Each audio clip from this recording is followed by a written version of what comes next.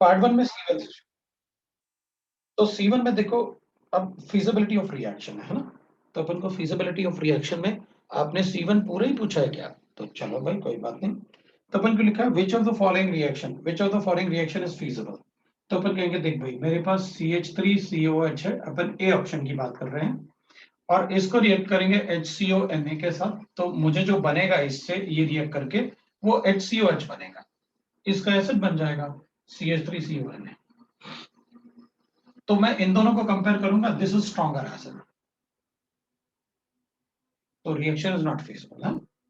B की बात करते हैं, बी बारे में मेरे पास वाटर गिवन है, आपने रिएक्ट किया है HC ट्रिपल बॉन्ड CNA के साथ, तो बनेगा मेरे पास, ये जब इससे रिएक्ट करेगा तो HC ट्रिपल बॉन्ड CH बनेगा, बाकी वाटर बन जाए NaOH बन जाएगा, तो इन दोनों में चेक करूंगा तो ये वीकर एसिड है, अगर वीकर होगा तो ये फीजिबल।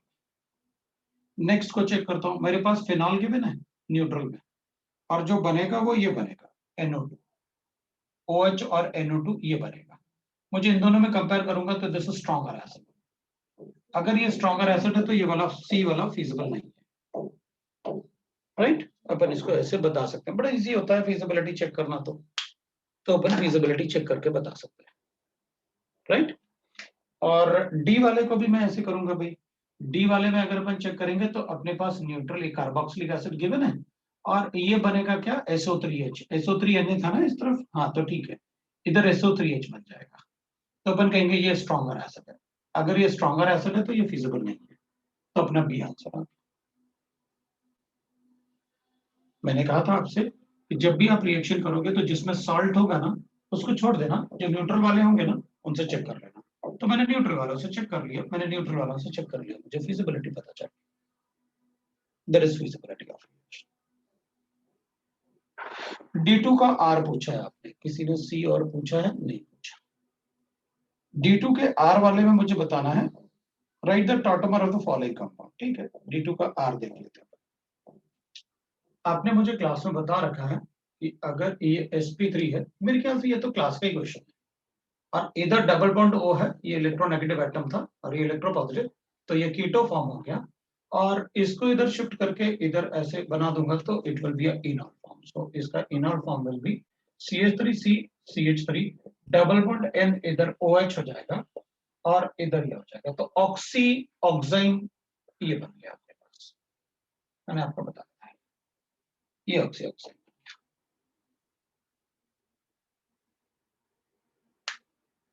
राइट। अब क्या हो गया, क्या है, अब different, this question is different, अब ये बोल रहा है कि मेरी शीट में ये क्वेश्चन नहीं है, बाप रे तुम लोग मतलब क्या कर रहे हो, शीट क्या अलग अलग मिले सबको, मेरा शीट अलग था तब तो मैंने तुम लोगों को मतलब तुमसे शीट मांगा, नहीं तो मैं शीट क्यों मांगूंगा, है ना, मैं शीट क्यों मांगूंगा, मुझे तो इसलिए तो मैंने कहा कि भाई कॉमन शीट तो रहे कम से कम,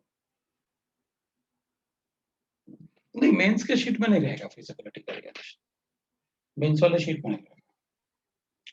फिर अपन D2 के बाद D3 की बात कर लेते हैं, D3 में अपन को बताना है write the tautomers of the following compound, ना तो लिख देंगे ना, अब P वाले को तो बताने की जरूरत है नहीं, ये D2 D3 की बात कर रहा हूं मैं, D2 पूछा है, D2 का R वो तो बता दिया मैंने, D3 में आपको बताना है कि भाई अपन को monocarbonyl compound have very small percentage of enol content in equilibrium, reason bond energy of CO, D3 वाले में अपन ने लिखा था ना, बताया था ना, bond energy of CO is very very large as compared to bond energy of CC in the enol content, तो इसकी स्टेबिलिटी ज्यादा है इसलिए रिएक्शन फॉरवर्ड नहीं जाता, तो Kc का वैल्यू जो आएगा it will be less than 1, इसलिए वो इनॉल कंटेंट ज्यादा नहीं होता है, तो कल एक्सप्लेन किया था ना मैंने, कल क्या पहले भी एक्सप्लेन किया था, ये सारे रीजंस अपन ने लिखे थे, वही रीजन उसमें लिखा होगा। इसमें फिर B2 एक्सप्लेन कर सकते हो क्या, क्यों नहीं कर सकते, B2 एक्सप्लेन बिल्कुल करेंगे, B2 एक्सप्लेन।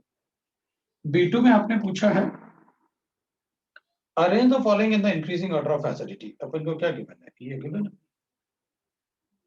ये COH है और इसमें OH है, इसमें ऑर्थो इफेक्ट है, और इसमें मेरे पास COH है तो इसमें ऑर्थो इफेक्ट नहीं है, ये काफी ज्यादा एसिडिक होगा इससे, थर्ड वाला देखते हैं। थर्ड वाला तो और भी ज्यादा एसिडिक होगा, उसमें दोनों तरफ से ऑर्थो इफेक्ट, इसमें तो दोनों तरफ से ऑर्थो इफेक्ट है, तब तो ये और ज्यादा एसिडिक होगा। ये लो भाई, ये तो और भी ज्यादा एसिडिक होगा इससे। मेंस वाले बच्चों का डिस्कशन अलग से कर लेंगे अपन, कल का टाइम दूंगा। मेंस वाले बच्चे अपने सारे क्वेश्चन पूछ सकते हैं उसमें, ठीक है। अभी अपन एडवांस का कर देते हैं, आप लोग देख लो। मेंस वाले बच्चों का मैं बता दूंगा। हाँ तो ठीक है ना, और अच्छी बात है, अगर ये प्रोटॉन देगा ना तो हाइड्रोजन बॉन्डिंग से और मजा आ जाएगा। ये ले, ये तो बहुत ज्यादा स्टेबल बन जाएगा नेगेटिव चार्ज, और नेगेटिव चार्ज जितना ज्यादा स्टेबल उतना ज्यादा एसिडिक। इधर तो दो तरफ से स्टेबलाइज हो जाएगा, नेगेटिव चार्ज इधर बनाओ तो भी स्टेबल, इधर बनाओ तो भी स्टेबल,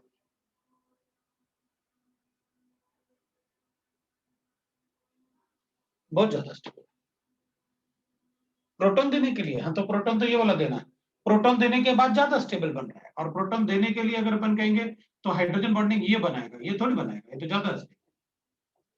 इस पर डेल्टा पॉजिटिव चार्ज बढ़ेगा, बॉन्ड में पोलैरिटी बढ़ेगी, प्रोटॉन ज्यादा एसिडिक होगा कंपाउंड। तो एक मिनट रुकना है, क्योंकि तुम क्या सोच रहे थे, मैंने एक बार वो देख लूं। तुम सोच रहे होगे कि सर ऐसे बना देता है ना ये वाला पार्ट, नहीं ये थोड़ी बनेगा वो। अगर अपन चेक करेंगे, तुम्हारा कहने का मतलब ये था कि सर ये वाला पार्ट बना देते हैं, तो ये प्रोटॉन नहीं देगा ना, ये प्रोटॉन नहीं निकलेगा।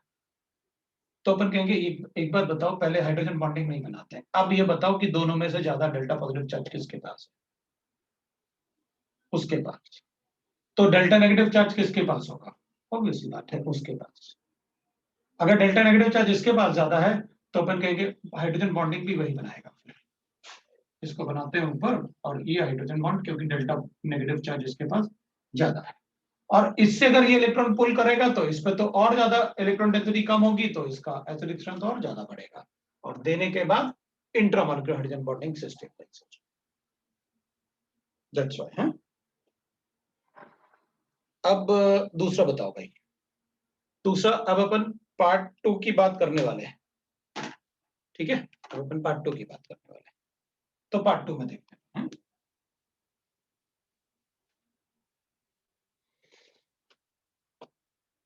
पार्ट 2 में गिवन है अपन को, एक मिनट देखना है। पार्ट 3 आ गया ये तो। पार्ट 2 में क्वेश्चन नंबर पूछा है आपने C1 बता देना क्या प्रॉब्लम है। feasibility of the reaction between the acid and bases, ठीक है, इसमें feasible बताना है अपन को।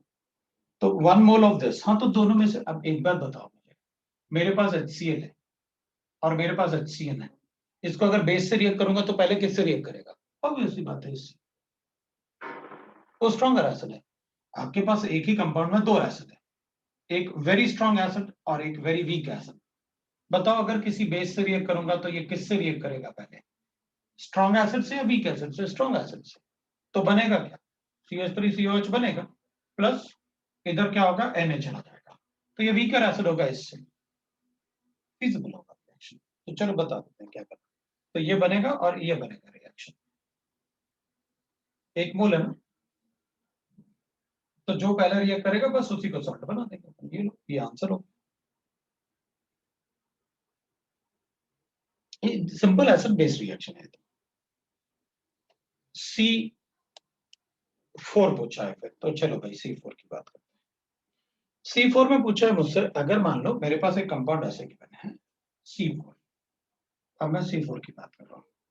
C4 और इसमें एक ही बात है, एक ही जैसा क्वेश्चन है, SO3H है और ये OH है। हम सबको पता है कि भाई इसका रिएक्शन अपन को करना है NaOH से, ये C4 की बात कर रहा है। हम सबको पता है NaHCO3 doesn't react with phenol. NaHCO3 is a base. It reacts with carboxylic acid. ये carboxylic acid है ना, हाँ ये carboxylic acid है। So NaHCO3 liberates CO2 with carboxylic acid, liberates CO2 with any strong acid but not with the phenol. तो phenol के साथ CO2 liberate तभी होता है जब फिनॉल के ऑर्थो या पैरा पोजीशन पे NO2 है, नहीं तो नहीं होता, ठीक है। तो अपन कहेंगे इसमें पहले ये रिएक्ट करेगा फिर ये रिएक्ट करेगा, कितने मोल्स गिवन है, 2 मोल्स। तो पहले इससे रिएक्ट करेगा फिर इससे रिएक्ट करेगा, इससे रिएक्ट करते ही बना दो प्रोडक्ट। 2 मोल्स दिया है तो इस तो CONA बना देगा, इससे SO3Na बना देगा और इससे OH बना देगा। लो भाई, और 2 मोल CO2 लिबरेट करेगा। ये आंसर। फिर अपन ने पूछा टॉटोमेरिज्म। टॉटोमेरिज्म में अपन को D2 बताना है। D2 बताना है तो acetone contains the enolic form of acetone. What is acetone? तो अपन कहेंगे सर एसीटोन से ही तो आपने सारा कुछ टॉटोमेरिज्म काफी ज्यादा पढ़ाया हुआ है। This is called acetone. अभी एसीटोन को टॉटोमराइज करूंगा तो it will be like this, we know that, double bond CH2। लिख लो क्या करना है इसमें। Pi bond sigma bond lone pair, दो तो लोन पेयर दिख रहे हैं, पाई बॉन्ड एक दिख रहा है, और बाकी सिग्मा बॉन्ड आप कैलकुलेट कर लो। 1 2 3 4 5 और 3 8 9 10, है ना? क्योंकि इधर से ऐसे सिंगल बॉन्ड बना लो आप। 1 2 3 सिग्मा बॉन्ड की बात कर रहा हूं मैं। 1 2 3 4 और 3 7 8 9 9 हो गई। आंसर आ गया। CO2 यहां पर माइनस में इफेक्ट शो नहीं कर सकता इस वाले में। The reason is meta position पे। मेटा पोजीशन पे होगा तो मॉलिक्यूल में दिखाएगा, लेकिन मेटा पोजीशन पे सिर्फ माइनस का इफेक्ट ऑपरेट करता है। ठीक है ना? इसलिए अपन ने वो नहीं किया। चलो दूसरा देखते हैं। आपने फिर कहा D5, D2 के बाद D5, ये आपका D5 था तो मैं D2 था तो मैं D5 की बात कर रहा था। तो decreasing order of percentage of enolic content. तो देखो भाई एक बात है, इनोलिक कंटेंट, देख एक बात अपन को पता है, अगर यहां इनोलाइज्ड किया ना तो सीधा फिनॉल बनने वाला है। प्रोडक्ट बना के देख लेते हैं। इसका तो इनोलिक कंटेंट सबसे ज्यादा ही होता है। सेकंड वाले को चेक करते हैं, ये फर्स्ट वाला था। सेकंड वाले में एक्टिव मेथाइलिन ग्रुप है। आपने कहा था अगर 2 डबल बॉन्ड O के बीच में एक CH2 होता है तो वो एक्टिव मेथाइलिन ग्रुप होता है, और एक्टिव मेथाइलिन ग्रुप होगा तो वो काफी ज्यादा एसिडिक होता है, तो वो 6 मेंबर ट्रांजिशन स्टेट बनाता है। तो अपन कहेंगे एक को टॉटोमराइज कर देते हैं ऐसे, और एक को अपन ऐसे बना देते हैं। ये 6 मेंबर ट्रांजिशन स्टेट है और डबल बॉन्ड कॉन्जुगेशन। बट ये ज्यादा होगा क्योंकि इनोलिक परसेंटेज इसमें एरोमेटिक बन रहा है, वो एरोमेटिक थोड़ी बन रहा है। अब अपन दूसरे की बात करते हैं। फिर अपन कहेंगे थर्ड। लेकिन अपन को एक बात पता है सर, आपने एक बात और कहा था कि अगर ऐसे रिंग के साथ अगर ट्रांजिशन स्टेट बने तो बहुत ज्यादा परसेंटेज होता है। अभी भी बोल रहा हूं, लेकिन इसमें आप याद करो फिनॉल में कितना बताया था, 99.99%। और जब मैंने रिंग के साथ उसको बताया था तो मैंने कहा था 5 मेंबर रिंग में इट इज 92%। 96 कर दो, ये 6 मेंबर रिंग है दोनों तो, लेकिन 99.99 थोड़ी हो सकता है। थर्ड वाले की बात करते हैं। थर्ड वाले में 2 कीटोन ग्रुप है लेकिन एक्टिव मेथिलीन ग्रुप नहीं है। 2 कीटो ग्रुप तो है तो एक्टिव मेथिलीन ग्रुप नहीं है, लेकिन मैं अगर दोनों को टॉटोमराइज करूं ना तो मैं एक काम कर सकता हूं, इसको OH लिख के यहाँ डबल बॉन्ड, इसको OH लिख के यहाँ डबल बॉन्ड, दोनों डबल बॉन्ड कॉन्जुगेशन में तो आ सकते हैं। मतलब दोनों डबल बॉन्ड कॉन्जुगेशन में होंगे तो मॉलिक्यूल की स्टेबिलिटी बढ़ती है। लास्ट वाले में तो एक ही डबल बॉन्ड बन रहा है, और जब एक ही कीटो ग्रुप होता है तो टॉटोमराइज करना भी थोड़ा मुश्किल ही होता है। इनॉल कंटेंट ही ज्यादा होता है बिकॉज C डबल बॉन्ड हो ज्यादा स्टेबल होता है। तो अब देखो इसमें तो एक ही डबल बॉन्ड है, इसमें 2 डबल बॉन्ड है, वो भी कॉन्जुगेशन में, तो इसकी स्टेबिलिटी इससे ज्यादा है, और इसकी स्टेबिलिटी इससे ज्यादा है, और इसकी स्टेबिलिटी इससे ज्यादा है, क्योंकि ये तो एरोमेटिक बन रहा है। हो गया। Maximum percent 1 2 3 4, that is the order. देख लो भाई कहां पर है 1 2 3 4 इनॉलिक कंटेंट 1 2 3 4, फर्स्ट ऑप्शन ही करें इनॉलिक कंटेंट। तो जैसे आपको डिस्कस किया, अब जितने का क्वेश्चन मैंने कल बताए थे ना आपको, उसके बाद तो मुझे नहीं लगता एक भी क्वेश्चन कोई बना सकता है उसके आगे, सारे ही बता दिया था। अब अपन बात करेंगे क्वेश्चन नंबर, आपने पूछा पार्ट 3 का, P3 का क्वेश्चन नंबर 2। ठीक है, तो P3 का क्वेश्चन नंबर 2 करते हैं ना। NaHCO3 के साथ रिएक्ट करना है तो P वाला तो करेगा, it's a picric acid, so A के साथ लिखते हैं अपन A वाला। P तो करेगा, it's a picric acid. Q भी करेगा, it is a carboxylic acid. Phenol नहीं करता है NaHCO3 के साथ रिएक्ट, है ना। और लास्ट वाला तो SO3H तो करेगा ही करेगा। दैट इज बी की बात कर लेते हैं। बी वाले में सोडियम रिएक्ट करेगा, सोडियम तो चारों से रिएक्ट करेगा, पी क्यू आर एस।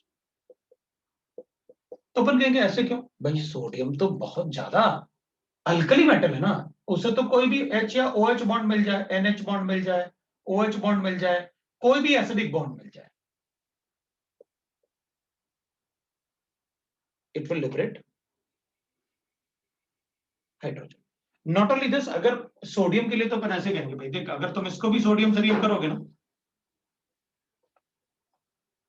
मैं यहां से भी हाइड्रोजन लिबरेट कर दूंगा। वो क्यों, काफी ज्यादा स्टेबल बन रहा है,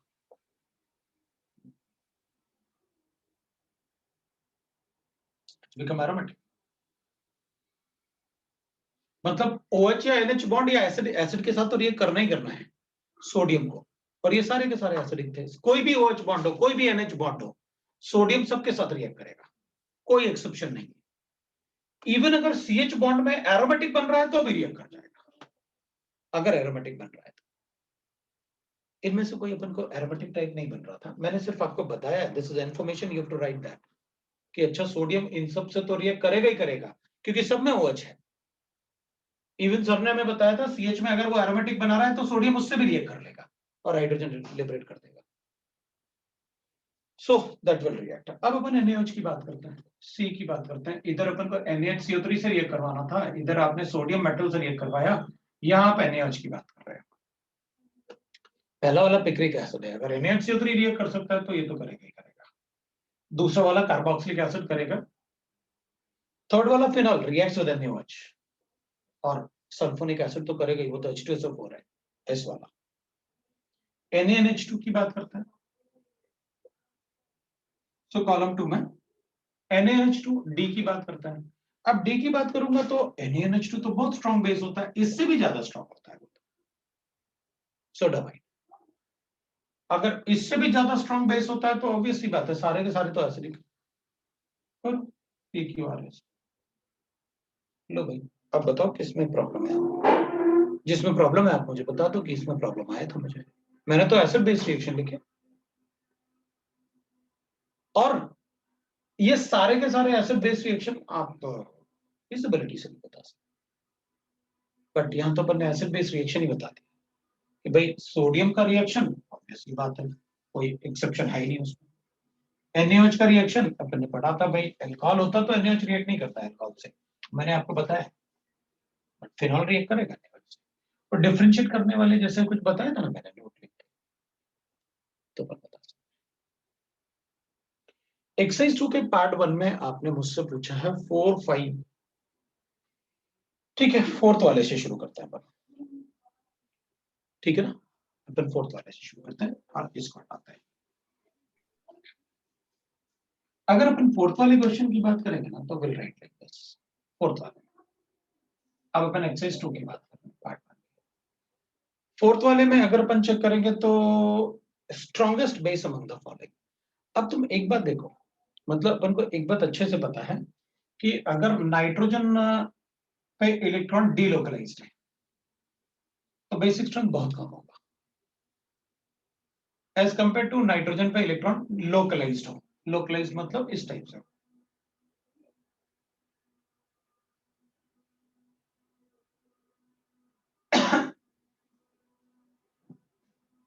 क्योंकि ये लोकलाइज्ड है ना, वो इसके पास ही है। तो अपन क्या करेंगे, अपन ऑप्शन फोर्थ क्वेश्चन की बात करते हैं, फोर्थ क्वेश्चन। अब देखना ए ऑप्शन में क्या है, अपन कहेंगे इलेक्ट्रॉन डीलोकलाइज्ड है, ये तो डीलोकलाइज होगी। बी की बात करते हैं, बी वाले में अपन कहेंगे देखो भाई इसमें तो लोकलाइज्ड है, कैसे, नाइट्रोजन पे इलेक्ट्रॉन है और वो डबल बॉन्ड से अटैच है, मतलब ये लोकलाइज्ड है, डीलोकलाइज्ड है, मतलब ये तो ज्यादा बेसिक है, इससे पहले ही पता चल गया। अब थर्ड वाले की बात करते हैं अपन, तो थर्ड वाले में अपन कहेंगे देखो भाई इसमें भी अगर अपन चेक करोगे ना, इट इज लाइक दिस, तो अपन कहेंगे आप जो मर्जी बोलो, ये इलेक्ट्रॉन यहां तो डीलोकलाइज होगा, मतलब डीलोकलाइज है, अभी भी ये ज्यादा बेसिक है। लास्ट वाले की बात करेंगे अपन, लास्ट वाले की बात करेंगे तो डी वाले में अपन कहेंगे, डी वाले में तो इट इज लाइक दिस ना, इसके पास लोन पेयर है, ये डिलोकलाइज नहीं है और sp3 है, वो भी लोकलाइज्ड है, ये भी लोकलाइज्ड है, लेकिन ये sp2 था, दोनों में डिलोकलाइज्ड है, तो ऑब्वियसली बात है स्ट्रॉन्गेस्ट बेस ये वाला हो जाएगा क्योंकि वो sp3 था और डिलोकलाइज नहीं है। कोई भी इलेक्ट्रॉन अगर डिलोकलाइज होगा तो अपन उसे sp2 ही बोलेंगे, this will be sp2।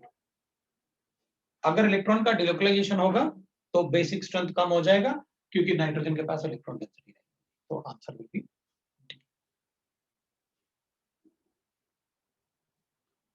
Fifth भी पूछा है आपने, चलो फिफ्थ की बात करते हैं।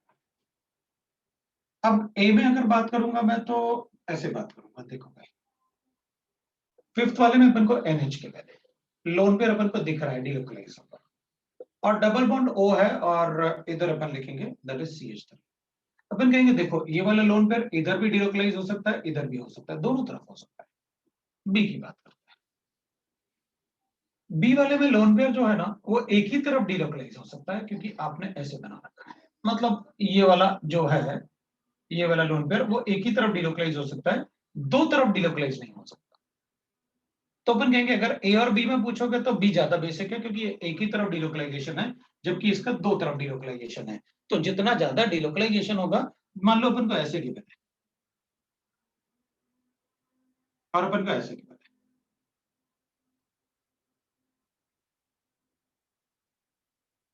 तो अपन कहेंगे ये तो बहुत कम बेसिक होगा क्योंकि इधर तो दोनों तरफ डिलोकलाइजेशन, ज्यादा डिलोकलाइजेशन ज्यादा कम इलेक्ट्रॉन डेंसिटी और नाइट्रोजन एटम, और इलेक्ट्रॉन डेंसिटी अगर नाइट्रोजन के पास कम होगा तो बेसिक स्ट्रेंथ भी कम होगा। तो इधर एक ही तरफ डिलोकलाइजेशन था तो इधर तो दो तरफ हो गया ना। अब जैसे इसमें होता वैसे ही इसमें भी होता, लेकिन इसमें इधर भी होता, जो इसका लोन पेयर इसमें डिलोकलाइज नहीं हो सकता, वो डायरेक्टली थोड़ी अटैच। तो B is more basic than A अब तक। थर्ड वाले को भी लिखते हैं अपन, थर्ड वाले में अपन सी वाले में क्या करेंगे ना, सी में अपन को ऐसे गिवन है, अपन कहेंगे देखो भाई सी में तो एक NH2 गिवन है अपन को, और बस ये NH2 एक ही तरफ डिलोकलाइज हो रहा है बस, और वो भी कैसे, सिर्फ रिंग में। जबकि यहां डिलोकलाइज हो रहा था तो किस पे जा रहा था नेगेटिव चार्ज, ऑक्सीजन पे। यहां डिलोकलाइज होगा तो नेगेटिव चार्ज किस पे बनेगा, कार्बन पे। अगर कार्बन पे बनेगा ना नेगेटिव चार्ज, तो कार्बन पे नेगेटिव चार्ज कम स्टेबल होगा, ऑक्सीजन पे ज्यादा स्टेबल होगा। ऑक्सीजन पे अगर ज्यादा स्टेबल होगा ना नेगेटिव चार्ज, इसका मतलब है ये इलेक्ट्रॉन ज्यादा टाइम के लिए इसकी तरफ जाएगा क्योंकि ऑक्सीजन पे नेगेटिव चार्ज बन रहा है। ये इलेक्ट्रॉन कम टाइम के लिए इसकी तरफ जाएगा क्योंकि कार्बन पे नेगेटिव चार्ज बन रहा है। तो इसका मतलब अगर ज्यादा टाइम के लिए जाएगा तो इस नाइट्रोजन पे इलेक्ट्रॉन डेंसिटी डिक्रीज ज्यादा होगी इसके कंपैरिजन में, क्योंकि ये ज्यादा देर के लिए डिलोकलाइज हो रहा है, वहां पर जाके रुक जाएगा नेगेटिव चार्ज। यहाँ रुकेगा नहीं क्योंकि कार्बन पे नेगेटिव चार्ज होगा तो वापस वो डिलोकलाइज होगा नाइट्रोजन पे। यहाँ डिलोकलाइजेशन कम है, वहां डिलोकलाइजेशन ज्यादा है। नो डाउट यहाँ पर अपन को एक ग्रुप भी अटैच है ऐसे मेटा पोजीशन पे, लेकिन उससे अपन को बहुत ज्यादा फर्क नहीं पड़ने वाला। फर्क तो अपन को इसी से ही पड़ेगा कि भाई ज्यादा डिलोकलाइजेशन कहाँ है। तो अपन कहेंगे सबसे ज्यादा बेसिक यही रहेगा, फिर ये रहेगा, फिर ये रहेगा। ये बेसिक क्यों, क्योंकि इसका नेगेटिव चार्ज कार्बन पे बन रहा था जबकि इसका नेगेटिव चार्ज ऑक्सीजन पे, और ऑक्सीजन पे बनेगा तो ज्यादा स्टेबल।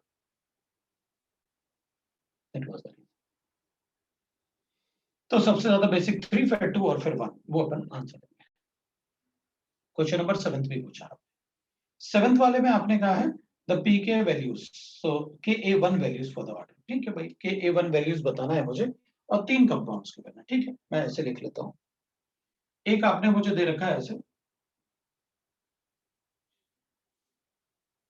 इधर कार्बोक्सिलिक एसिड है, इधर H है। एक आपने दे रखा है ऐसे, इधर डबल बॉन्ड है, इधर भी कार्बोक्सिलिक एसिड है, और इधर भी कार्बोक्सिलिक एसिड, और एक आपने दे रखा है ट्रांस। अब अपन क्या करेंगे, अपन कहेंगे देख भाई पहली बात तो ये कि dicarboxylic acid is more acidic then monocarboxylic acid. ये तो मोनोकार्बोक्सिलिक एसिड है, इसलिए ये तो कम ही एसिडिक होगा इन दोनों से। ये तो कम एसिडिक होगा because this is monocarboxylic acid, is less acidic then dicarboxylic acid. Dicarboxylic acid जिनमें दो कार्बोक्सिलिक एसिड ग्रुप है। अब कंपैरिजन तो इन दोनों में होगा, तो अपन कहेंगे इन दोनों में तो कंपेयर करना बड़ा इजी है। वो कैसे इजी है भाई, इसमें इन दोनों में कंपेयर करना है? तो अपन कहेंगे देखो इन दोनों में तो इंट्रामॉलिक्यूलर हाइड्रोजन बॉन्डिंग है ना,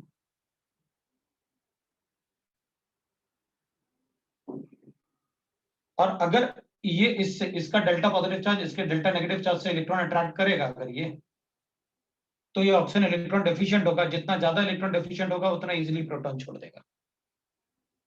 भाई ये जितना ज्यादा इलेक्ट्रॉन डेफिशिएंट होगा उतना ज्यादा इस बॉन्ड में पोलैरिटी बढ़ेगी, तो ये ज्यादा एसिडिक होगा उससे, उसमें इंट्रामॉलिक्यूलर नहीं है ना। और अपन कहेंगे आप ऐसे भी बोल सकते हो, जब ये प्रोटॉन निकल जाएगा ना तो इसमें नेगेटिव चार्ज रेजोनेंस स्टेबलाइज्ड होगा, मतलब इंट्रामॉलिक्यूलर हाइड्रोजन बॉन्डिंग से स्टेबलाइज होगा, और इसमें negative charge intramolecular hydrogen bonding से स्टेबलाइज नहीं होगा, बिकॉज ये अपोजिट साइड है, उधर हाइड्रोजन बॉन्डिंग नहीं बना सकता, ये बना सकता है। हाँ, वी कैन नॉट से ortho effect, because ortho effect के लिए एरोमेटिक रिंग होना चाहिए benzene, so you can not से ऑर्थो इफेक्ट, राइट। सो अपन उसमें रीजन ऑर्थो इफेक्ट नहीं दे सकते, पर ये कहेंगे कि एनाइन का स्टेबिलिटी इंट्रामॉलिक्यूलर हाइड्रोजन बॉन्डिंग से हो रहा है, उसमें नहीं हो रहा, राइट। चर्चा क्वेश्चन नंबर 7, 8 भी पूछा है आपने, चलेगा। द एसिडिक स्ट्रेंथ ऑर्डर पूछा है आपने, तो ठीक है अपन 8 में देखते हैं एसिडिक स्ट्रेंथ ऑर्डर क्या है। So the order of acidic strength, what will be the order of acidic strength, check करते हैं हम।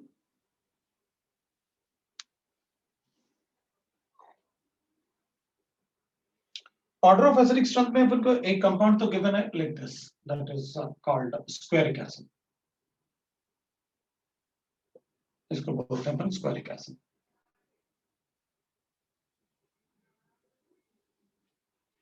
एक अपन को फिनॉल गिवन है, एक अपन को H2CO3 गिवन है, carbonic acid the third one, ये स्क्वेरिक एसिड है। The fourth one is ketone.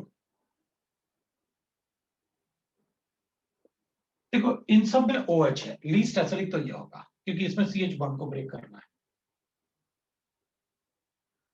बाकी सब में OH अपन को पता है।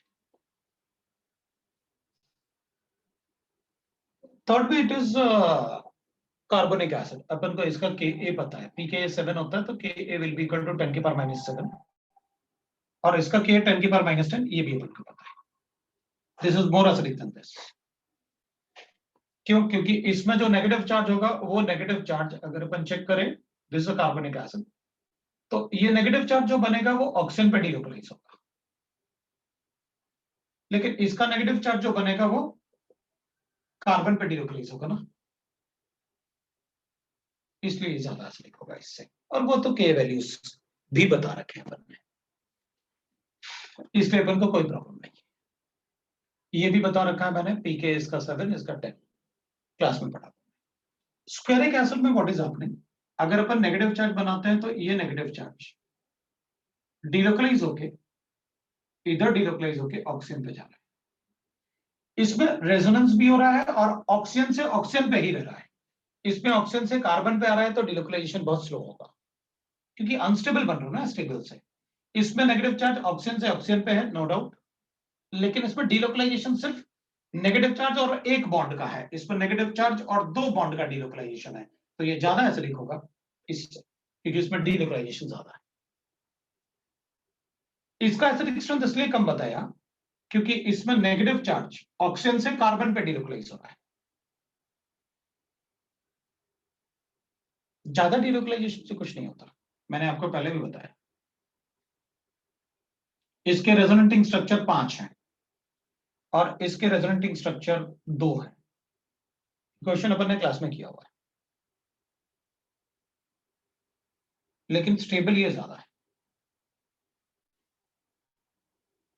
ये ज्यादा है इससे, इसकी रेजोनेंस एनर्जी ज्यादा होगी इससे, क्योंकि इसमें इक्विवेलेंट स्ट्रक्चर बन रहे हैं, सेम टाइप ऑफ एटम पे डिलोकलाइजेशन हो रहा है, इसमें डिफरेंट टाइप ऑफ एटम पे डिलोकलाइजेशन हो रहा है। ज्यादा रेजोनेटिंग स्ट्रक्चर ज्यादा स्टेबल अपन तब बोलते हैं जब सेम टाइप ऑफ एटम पे डिलोकलाइजेशन, मतलब अगर ये ऐसे होता और ये ऐसे होता, तो अपन कहते हैं कि ज्यादा रेजोनेटिंग स्ट्रक्चर बनेंगे, इसलिए ये ज्यादा स्टेबल होगा, स्टेबल, क्योंकि सेम टाइप ऑफ एटम पे डिलोकलाइजेशन है।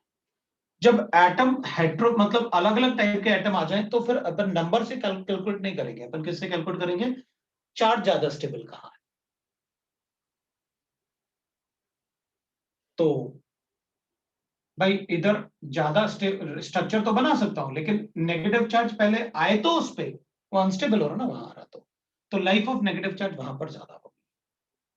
अपन ने काफी सारे क्वेश्चंस किए, अपन ने कार्बोनेट में भी, आपको याद होगा, अपन ने कार्बोनेट में भी ऐसे किया था ना, कार्बोनेट आयन लिया था और बाद में अपन ने इसको क्या, एक को सल्फर से रिप्लेस कर दिया था, दोनों दूसरे को NH से रिप्लेस कर दिया था।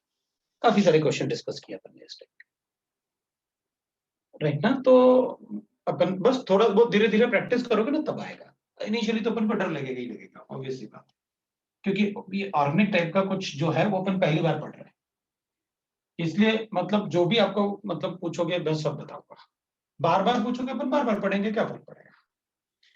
अच्छा ठीक है, तो इसमें तो नेगेटिव चार्ज जो है वो नेगेटिव चार्ज ऑक्सीजन से ऑक्सीजन पे है, लेकिन एक ही डबल बॉन्ड का कॉन्जुगेशन है, इसमें नेगेटिव चार्ज ऑक्सीजन से ऑक्सीजन पे है, लेकिन दो बॉन्ड का कॉन्जुगेशन है, ज्यादा एसिडिक होगा क्योंकि इसमें रेजोनेंस एनर्जी ज्यादा है।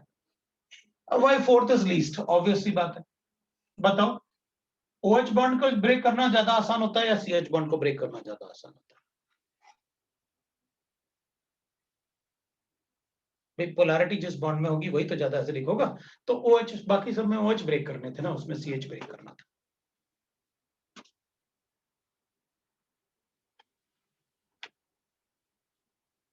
ये लो, मैं इसको लिखना नहीं चाहता था ना, अपन पहले मतलब एक बेसिक कंसेप्ट से करें, क्योंकि सर ये सब मतलब आप वैल्यूज में ना, हमें वैल्यूज में ना फंसाओ, कुछ ऐसे करो कि जिससे कि मतलब हमको वैल्यूज से बस अपन को ऑथेंटिसिटी पता रहती है कि अच्छा अच्छा ऐसे करना होता है, उसमें अपन को एक कॉन्फिडेंस होता है कि नहीं नहीं सर ने हमें वैल्यूज बताई, हम गलती कर ही नहीं सकते, बस वो वैल्यूज इसलिए लिखता हूँ। लेकिन मैं आपको सीधा सीधा आंसर दे रहा हूँ भाई, ऑक्सीजन कार्बन पे डिलोकलाइजेशन मुश्किल होगा ऑक्सीजन ऑक्सीजन से, ऑक्सीजन ऑक्सीजन से। अब दोनों में ऑक्सीजन ऑक्सीजन थे तो अपन ने कहा इसमें कम डिलोकलाइजेशन, इसमें ज्यादा डिलोकलाइजेशन, तो नेगेटिव चार्ज की स्टेबिलिटी ज्यादा, ये ज्यादा एसिडिक होगा इससे, ये ज्यादा एसिडिक है इससे।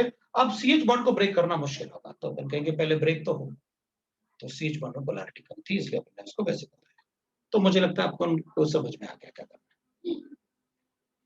है। क्वेश्चन नंबर 7 को आप एक बार एक्सप्लेन कर दो। अब भाई जब लिखा था तभी बोल देते कि एक्सप्लेन कर दो,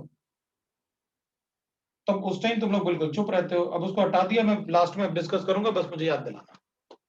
क्वेश्चन नंबर 11 की बात करते हैं, 10 की बात करते हैं। 10 में देखना अपन से पूछ रहा है ये, the order of acidity of the following, है ना। जैसे मान लो अपने पास ऐसे गिवन है, मैं एक क्वेश्चन ले रहा हूँ, फिर अपन देखते हैं क्या करना। मान लो आप मुझसे कहते हैं कि देख भाई मेरे पास एक कंपाउंड है, ऐसे मैंने ऐसे एक कंपाउंड बना लिया, एक कंपाउंड ऐसे बना लिया, ये कंपाउंड, और मैंने तुमसे कहा कि यहाँ पर मेरे पास ना बहुत सारे CH बॉन्ड है,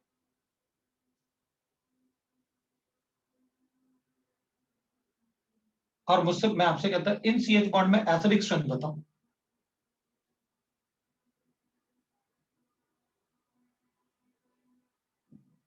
इन CH बॉन्ड का एसिडिक स्ट्रेंथ बताओ। तो मैं पता क्या करता, मैं सोचता अच्छा ठीक है, मैं इन सब में ये लिख लेता हूं कि कौन सा CH बॉन्ड क्या बना रहा है।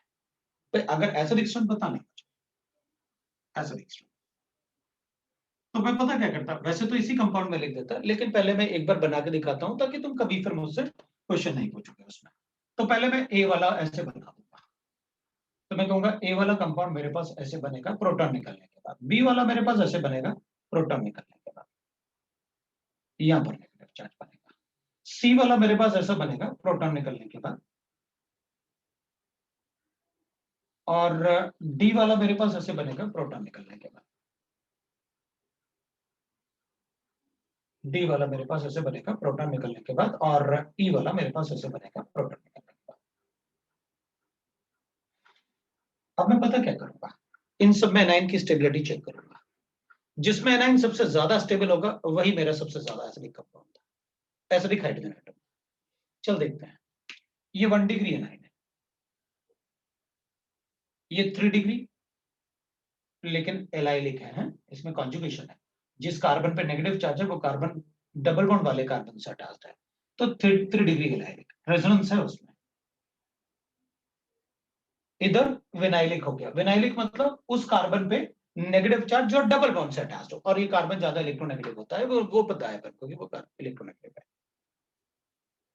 ये भी कॉन्जुगेशन में है डबल बॉन्ड के साथ, तो ये 2 डिग्री एलाइलिक, क्योंकि जिस कार्बन पे नेगेटिव चार्ज है वो दो तरफ से कार्बन से अटैच्ड है, 2 डिग्री एलाइलिक। और ई वाले में अपन कहेंगे ये सिर्फ 2 डिग्री है, और एलाइलिक बेंजाइलिक कुछ भी नहीं, उसमें रेजोनेंस नहीं। अगर सिंपल वर्ड्स में देखें अपन, तो अपन को एक बात पता है, फॉर कार्बन आइंस जो अपन को पता है, 1 degree carbon ion is more stable then 2 degree is more stable then 3 degree, ये स्टेबिलिटी ऑर्डर, ये अपन को पता है अच्छे से, 1 डिग्री 2 डिग्री 3 डिग्री। तो अपन कहेंगे देख भाई, ये तो प्योर 1 डिग्री है, बाकी कुछ भी नहीं है, और ये प्योर 2 डिग्री है, बाकी कुछ भी नहीं है, तो इन दोनों में से ये ज्यादा स्टेबल है इससे, मतलब ए इज मोर एसिडिक देन ई, ये तो पता चल गया अपन को। और अपन कहेंगे बी और डी दोनों बाकी सबसे ज्यादा स्टेबल होंगे, बी और डी ज्यादा स्टेबल है क्योंकि दोनों में रेजोनेंस फिनोमेना है, क्योंकि दोनों में रेजोनेंस फिनोमेना है, राइट।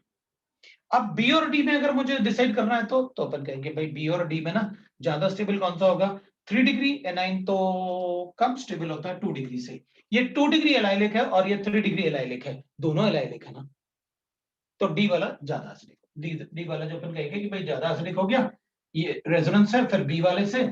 और फिर अपन कहेंगे अब ए और बी में तो अपन को पता है कि भाई ए और ई में अपन को पता है कौन ज्यादा है, दैट इज 1 डिग्री वाला। अब इसको डिसाइड करना है, तो अब अपन क्या करें, अपने पास ये बचा हुआ है, ये बचा हुआ है और ये बचा हुआ है, तो अपन कहेंगे ये तो इलेक्ट्रोनेगेटिव एटम पे नेगेटिव चार्ज है, क्योंकि ये वाला कार्बन ज्यादा इलेक्ट्रोनेगेटिव और ये वाले कार्बन एटम कम इलेक्ट्रोनेगेटिव, तो इलेक्ट्रोनेगेटिव एटम पे ज्यादा स्टेबल होगा नेगेटिव चार्ज, इलेक्ट्रोनेगेटिव एटम पे ज्यादा स्टेबल होगा नेगेटिव चार्ज। तो अगर अपन कहेंगे भाई इलेक्ट्रोनेगेटिव एटम है ये वाला, उस पर ज्यादा नेगेटिव चार्ज स्टेबल होगा, तो फिर अपन क्या करेंगे, 1 को बताएंगे, 1 और 2 में तो अपन ए और ई में अपन को पता है कि भाई ए विल बी मोर देन ई, ई अपन को पता है, ए विल बी मोर देन ई, ई अपन को पता है। अब अपन सी की बात करें, तो सी को क्या बताएं अपन, तो अपन सी को ज्यादा स्टेबल बताएंगे as compare to A E, because अगर मुझसे कोई पूछेगा कि बताओ भाई ये नेगेटिव चार्ज ज्यादा स्टेबल है या ये नेगेटिव चार्ज ज्यादा स्टेबल है, तो मैं क्या बताऊंगा, ये वाला sp हाइब्रिडाइज्ड कार्बन है sp2 और ये sp3 हाइब्रिडाइज्ड कार्बन एटम है, तो कौन सा कार्बन एटम पे नेगेटिव चार्ज ज्यादा स्टेबल होगा, इलेक्ट्रोनेगेटिव एटम पे, तो sp2 वाले पे ज्यादा होगा, इसलिए मैं sp2 वाला बताऊंगा ज्यादा स्टेबल होगा, तो ये sp2 होने की वजह से अपन उसको ज्यादा स्टेबल बता रहे हैं। तो अपन क्या कर लेंगे, सी फिर ए और फिर ई ऐसे, तो अब मैं इतना नहीं बनाऊंगा, मैं सीधा लिख दूंगा, ये 1 डिग्री एनाइन है, ये 3 डिग्री एलाइलिक है, ये विनाइलिक है, और ये अपन कहेंगे कि दैट इज 2 डिग्री एलाइलिक है, और ये एलाइलिक, ये सिर्फ 2 डिग्री है। इन दोनों में मुझे कोई प्रॉब्लम नहीं है, इन दोनों में मुझे कोई प्रॉब्लम नहीं, इतने से मैं अपना ऑर्डर चेक कर लूंगा कि क्या ऑर्डर आना चाहिए, और फिर अपन बता दें। अब आपके पास जो क्वेश्चन गिवन था ना, जो क्वेश्चन नंबर 10 था, उसमें मैं यही करता, क्वेश्चन नंबर 10 में मुझे क्या गिवन है, सारे के सारे अपन को क्या गिवन है, इसमें ग्रुप्स गिवन है, तो चलो देखते हैं अपन क्या करते हैं। उसमें अपन क्या करेंगे, डबल बॉन्ड्स ऐसे बना देंगे। अब चलो देखते हैं, तो हमें वैसे अब क्वेश्चन नंबर 10 में अपन को कोई प्रॉब्लम नहीं होने वाला, ठीक है। तो पहले वाले में फर्स्ट वाला जो है वो अपने पास ऐसे है, और इसमें अपन को पता है ये तो रेजोनेंस स्टेबलाइज्ड है, अगर रेजोनेंस स्टेबलाइज होगा तो ऑब्वियस सी बात है ज्यादा स्टेबल होगा। 2 वाले में अपन कहेंगे CH डबल बॉन्ड CH, ये तो ज्यादा रेजोनेंस स्टेबलाइज्ड होगा, एनआईन ही बना देता हूं, एक बॉन्ड ज्यादा बॉन्ड का स्टेबलाइजेशन आ गया, ये ज्यादा इजीली ब्रेक हो जाएगा, इसका एसिडिटी ज्यादा होगा इससे। थर्ड वाले की बात करता हूं, थर्ड वाले में मुझे गिवन है पीएच, लेकिन प्रॉब्लम ये है कि थर्ड वाले में इलेक्ट्रोनेगेटिव एटम पे तो है लेकिन कॉन्जुगेशन नहीं, ये विनाइलिक है, ये विनाइलिक।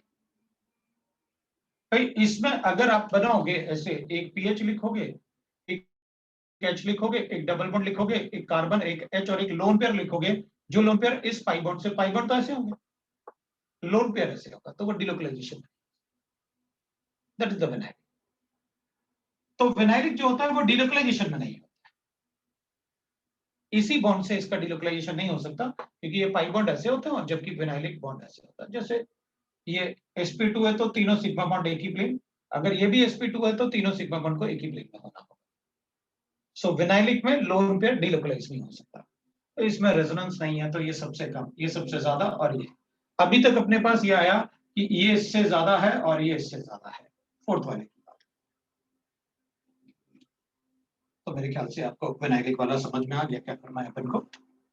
तो रेजोनेंस देख लिया अपन ने, सारे बनाने की जरूरत नहीं पड़ेगी, अपन डायरेक्टली सिर्फ मैं फिर से इसलिए बना रहा हूँ कि भाई ठीक है अपन चेक कर लेते हैं, एक बार तो चेक करेंगे। अब लास्ट वाले की बात करते हैं। लास्ट वाला तो अपन को फोर्थ वाला गिवन है, और फोर्थ वाले में क्या गिवन है आपको, ये तो बहुत बहुत बहुत ज्यादा स्टेबल होगा। रीजन अब क्या बताएंगे। तो ये वाला CH2 है, ऐसे हाइड्रोजन दो गिवन है अपन को CH2 में, तो एक हाइड्रोजन निकालूंगा तो क्या बनेगा, हाइड्रोजन निकालने से एरोमेटिक, फिर तो ये सबसे ज्यादा हो गया। अब आप देख लो, मैंने विनाइलिक आपको बता दिया कि भाई विनाइलिक कैसे होता है। अगर आपको कोई डाउट है, अब आप बता दो, कोई डाउट है तो मैं बता देता हूँ आपको, अगर किसी को कोई डाउट है। तो जब भी अपन से कोई CH बॉन्ड का एसिडिक स्ट्रेंथ पूछेंगे ना, अपन हमेशा क्या करेंगे, वो वहां से प्रोटॉन निकाल के और एनाइन की स्टेबिलिटी चेक कर ले। एनाइन की स्टेबिलिटी अगर ज्यादा है तो वो ज्यादा एसिडिक है, so this then we can write ये। सो ऑर्डर आ गया 4 2 1 3 हो गया। मेरे ख्याल से किसी को डाउट नहीं। क्वेश्चन नंबर 11, 11th वाला तो जिसने कल का क्लास अटेंड किया था ना, उसको 11th में कोई डाउट नहीं होना चाहिए। These are देखना, ए वाले में तो अपन को एक्टिव मेथिलीन ग्रुप गिवन है ना, the most acidic hydrogen atom present in, ये तो एक्टिव मेथिलीन ग्रुप है ना, CH2 दोनों विट्राइन ग्रुप के। अब बी वाले में तो एक ही ग्रुप है ना, डबल बॉन्ड हो, तो इसमें एक्टिव मेथिलीन ग्रुप है ही नहीं, कोई फर्क नहीं पड़ता इन सब का लगाने से। और थर्ड वाले में अपन कहेंगे भाई इसमें तो CH3 C double bond O है, फिर CH है, और CH3 C double bond O CH3 है, और CH3 C double bond O CH3 है। ये तो एक्टिव मेथिलीन ग्रुप से भी ज्यादा हो जाएगा, इधर तो दो ही ग्रुप विट्राइन ग्रुप अटैच्ड है, इधर तो तीन विट्राइन ग्रुप अटैच्ड है इस कार्बन से। ये भी विड्रॉ करेगा, ये भी विड्रॉ करेगा, ये भी विड्रॉ करेगा, तो सबसे ज्यादा एसिडिक तो यही हो जाएगा। अभी देखते हैं इससे ज्यादा एसिडिक हो सकता है क्या। हाँ, लास्ट वाला तो अल्कोहल है, इट्स बेसिक इन नेचर, ये तो बेसिक होगा, सबसे ज्यादा एसिडिक यही होगा, क्योंकि उसमें एक्टिव मेथिलीन ग्रुप, उसमें तीन विट्राइन ग्रुप है ना। अपन नेगेटिव चार्ज बना देते हैं भाई, बनाओगे तो इसी कार्बन से, इसका नेगेटिव चार्ज 3 ऑक्सीजन पे डिलोकलाइज हो सकता है, इसका नेगेटिव चार्ज सिर्फ 2 ही ऑक्सीजन पे नेगेटिव डिलोकलाइज हो सकता है, इसका नेगेटिव चार्ज एक ही जगह डिलोकलाइज होगा, इसका नेगेटिव चार्ज डिलोकलाइज ही नहीं होगा, ठीक है, सबसे ज्यादा एसिडिक। दूसरा क्वेश्चन आपने पूछा है, क्वेश्चन नंबर 12 भी पूछा आपने, चलो करेंगे अपन 12, द करेक्ट ऑर्डर्स बताने को, ठीक है बता देंगे, कोई प्रॉब्लम नहीं, आपने जो बताया है उसके बेसिस पे अपन सब बता सकते हैं, कोई प्रॉब्लम नहीं। अब देखो CH बॉन्ड वाले अपन ने बहुत ज्यादा प्रैक्टिस नहीं किए थे, इसलिए अपन को वो एक्स्ट्रा एग्जांपल मैंने इसलिए लिया, लेकिन बाकी अपन ने काफी मतलब अपन ने प्रैक्टिस किया। तो देखो ए वाले में अपन बताएंगे, अब कार्बोक्सिलिक एसिड में अगर अपन यहाँ पर NO2 लिखेंगे ना, तो बहुत ज्यादा, इसमें CH3 लिखा, यहाँ भी CH3 लिखा, और यहाँ पर NO2 लिखा, तो ये तो ऑर्थो इफेक्ट हो जाएगा, और इसमें अगर अपन लिखेंगे तो इसमें ऑर्थो इफेक्ट नहीं होगा, तो अपन कहेंगे भाई अगर अपन को एसिडिक बताना है, इधर CH3 है, इधर भी CH3 है, और इधर NO2, ये ज्यादा ही एसिडिक होगा उससे। क्या लिखा हुआ है, दैट इज करेक्ट, सेकंड वाले, सेकंड वाले में अपन को ऐसे लिखना है, ये COH है, ये NO2 है, ये NO2 है, ये NO2, और इसको बताना है अपन को ऐसे, इधर COH है, इधर NO2 है, इधर NO2 है, और इधर OH है। ऑब्वियसली बात है ये ज्यादा एसिडिक होगा, क्योंकि इसमें ऑर्थो इफेक्ट होगा। सेकंड वाले में, बी वाले में, सो वो गलत। सी वाले की बात करते हैं। अगर अपन लिखेंगे NH2 है और फिर उसके बाद NO2 है इसमें, और ये ज्यादा क्या बताना है अपन को, करेक्ट ऑर्डर्स, एसिडिक स्ट्रेंथ था। अब ये बेसिक स्ट्रेंथ की बात कर सर रहे हैं। बी में OH है, तो COOH। लिखा ना मैंने, सर फर्स्ट वाला, फर्स्ट स्ट्रक्चर। इस वाले में। नहीं सर, बी का फर्स्ट स्ट्रक्चर में OH है, COOH। अच्छा OH है, हाँ तो फिर कोई कंपैरिजन ही नहीं था, फिर तो कोई कंपैरिजन ही नहीं है, फिर भी यही ज्यादा है इससे। भाई कार्बोक्सिलिक एसिड है, 2 NO2 है और एक OH है, उधर OH है, तुमने कार्बोक्सिलिक एसिड तो बहुत ज्यादा, वो भी ऑर्थो इफेक्ट के साथ। NO2 में, OH में तो ऑर्थो इफेक्ट भी नहीं होता, तब भी वही रहेगा। चलो फिर भी याद, मतलब याद दिलाए। बेसिक स्ट्रेंथ की बात करूंगा तो ये sp3 है, इसका कोई comparison, this is more basic. गलत गिवन है ना। और फिनॉल में अपन को पता है ऑर्थो इफेक्ट नहीं होता है, लेकिन फिनॉल में अपन को पता है जो ग्रुप ऑर्थो पोजीशन पे होता है, अगर वो 6 मेंबर्ड या 5 मेंबर्ड ट्रांजिशन स्टेट बना ले, तो उसका एसिडिक स्ट्रेंथ कम हो जाएगा जो पैरा वाला होगा उससे। इसमें NO2 क्या गिवन है अपन को, इधर गिवन है, रुको, फिर इसमें -M होगा, तो ये ज्यादा एसिडिक है। तो अपन को बताना था करेक्ट ऑर्डर्स। तो फर्स्ट वाले में ऑर्थो इफेक्ट है, एक बार चेक कर लेता हूं क्योंकि वो थोड़ा सा ऐसा ना हो गड़बड़ हो जाए। एसिडिक स्ट्रेंथ इसका ज्यादा है, इससे बिल्कुल करेक्ट, मुझे कोई प्रॉब्लम नहीं, ऑर्थो इफेक्ट था। और सेकंड वाले में अपने पास OH था ऊपर, ये फिनॉल है और ये ऑर्थो इफेक्ट है, तो ये बहुत ज्यादा एसिडिक होगा, सेकंड वाला गलत है। थर्ड वाले में अपन को गिवन है, अपन को बेसिक स्ट्रेंथ चाहिए, ये sp3 है, ज्यादा बेसिक होगा इससे, इस टाइप से होना चाहिए, वो भी गलत है। फोर्थ वाले में अपन को गिवन है कि ये ज्यादा, क्या गिवन है अपन को, बॉइलिंग पॉइंट गिवन है, इट्स नॉट एसिडिक स्ट्रेंथ है। अब बॉइलिंग पॉइंट की बात करते हैं। बॉइलिंग पॉइंट में क्या होता है कि अगर अपने पास, अगर अपन चेक करेंगे ना इन दोनों में बॉइलिंग पॉइंट की बात, तो इसमें इंट्रामॉलिक्यूलर हाइड्रोजन बॉन्डिंग होगी और इसमें इंटरमॉलिक्यूलर, क्योंकि मेटा पोजीशन पे इंट्रामॉलिक्यूलर हाइड्रोजन बॉन्डिंग नहीं बनता है, ये नहीं बनेगा। अगर इसमें इंटरमॉलिक्यूलर होगा, इंटरमॉलिक्यूलर हाइड्रोजन बॉन्डिंग होगी इसमें। कैसे बनाएंगे अपन इंटरमॉलिक्यूलर हाइड्रोजन बॉन्डिंग, तो इसमें इंटरमॉलिक्यूलर हाइड्रोजन बॉन्डिंग है, तो ऑब्वियसली बात है कि इसका बॉइलिंग पॉइंट काफी ज्यादा होगा, इससे एसिडिक स्ट्रेंथ इसका ज्यादा होगा उससे, नो डाउट, क्योंकि इसमें -M भी है ना। लेकिन इसमें क्या होगा, अगर बॉइलिंग पॉइंट की बात करोगे तो इंट्रामॉलिक्यूलर हाइड्रोजन बॉन्डिंग जिन कंपाउंड में होता है वो वॉलेटाइल होता है, they have less boiling point, क्योंकि अगर with in the molecule hydrogen bonding हो जाएगा तो दूसरे मॉलिक्यूल से इंटरेक्ट नहीं करेगा ना, तो बॉइलिंग पॉइंट काफी कम होगा। गलत, अपन को प्रॉपर्टीज गिवन था ना किसमें क्या करना है अपन को, दैट इज। अब क्वेश्चन नंबर 13 की बात करते हैं।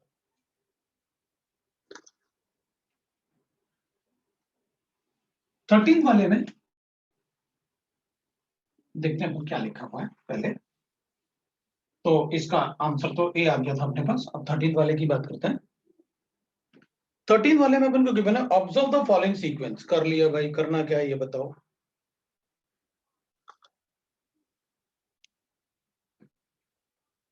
और सीक्वेंस के बेसिस पे क्या बताना है मुझे, बेसिक स्ट्रक्चर चलेगा ना, इट्स फीजिबिलिटी ऑफ रिएक्शन। देख भाई, अगर पहला वाला रिएक्शन फीजिबल है तो पहले तो मैं पहले वाले रिएक्शन को पूरा लिख देता हूं ताकि अपन को समझ में तो आए कि बोल क्या रहा है।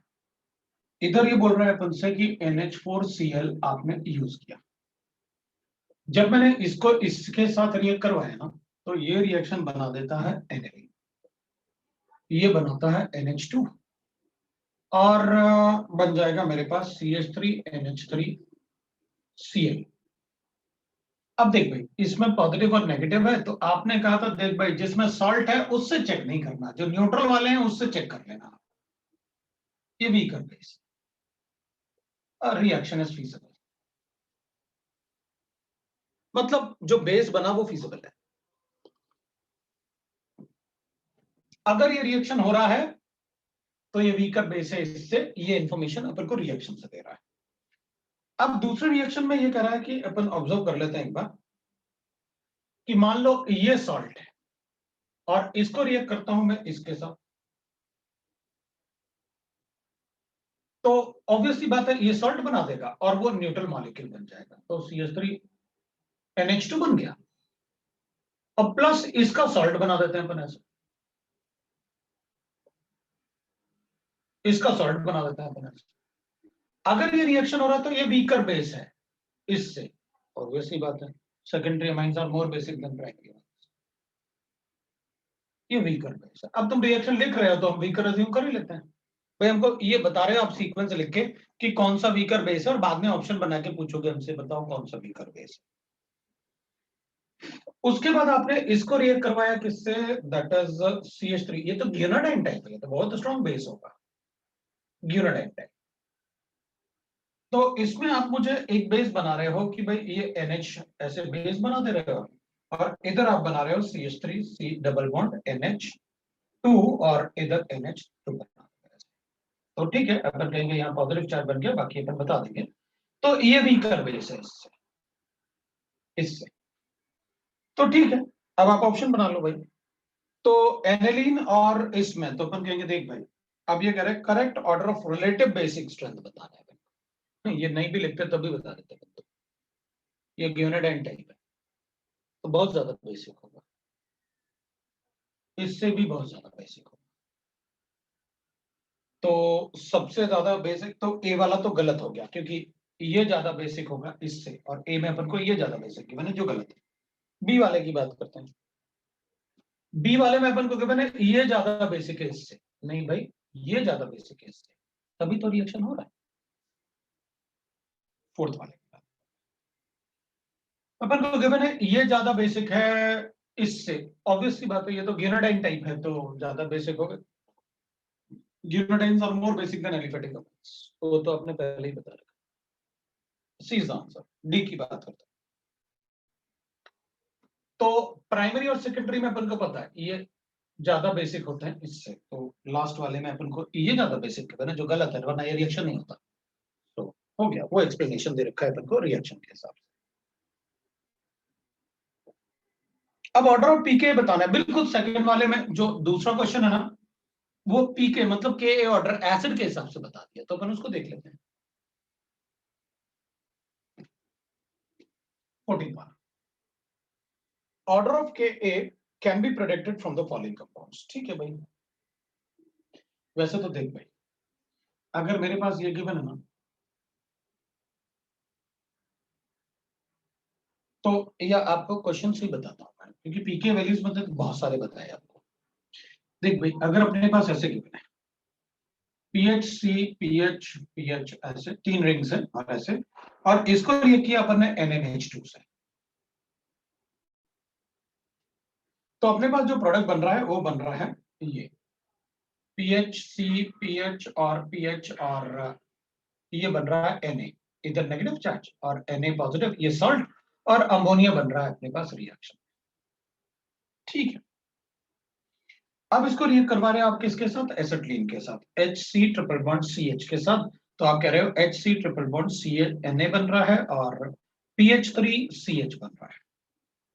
ठीक है, अब आप कह रहे हो इसको H2O के साथ रिएक्ट करवा देते हैं, किसको, इसको H2O के साथ रिएक्ट करवाते हैं। H2O के साथ रिएक्ट करवाओगे तो मेरे पास बनेगा एसिटिलीन और बनेगा NaOH, ये बन जाएगा। अब क्या बताना है मुझे, अब यहां पर बताना है मुझे the Ka order of Ka which can be predicted from the following reaction। भाई देख, ये वीकर एसिड होगा इससे, है ना, वीकर एसिड एक्स्ट्रा,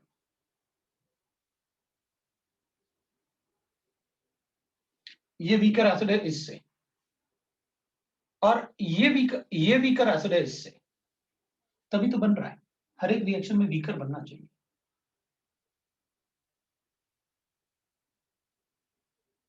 और तभी तो फिजिबिलिटी होती है। भाई ये वीकर है इससे, ये वीकर है इससे, और ये वीकर है इससे, बना लो एसिड एक्सट्रा। H2O स्ट्रॉन्गर है HC ट्रिपल बॉन्ड CH से, PH3CH स्ट्रॉन्गर है वीकर है, मतलब HC triple bond CH। Stronger है PH3CH से, और